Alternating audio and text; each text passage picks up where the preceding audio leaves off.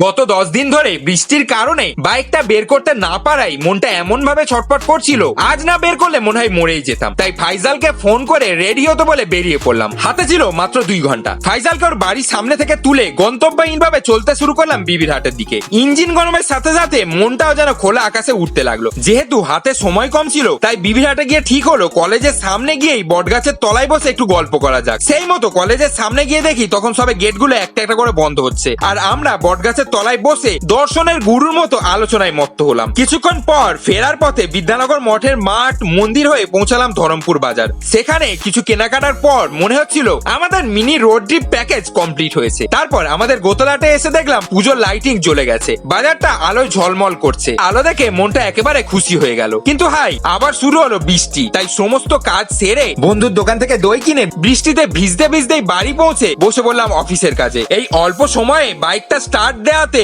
মনটাও স্টার্ট হয়ে গেল। আজকের এই ছোট্ট রাইডে স্ট্রেস অফ, স্মাইল অন হয়ে গেল।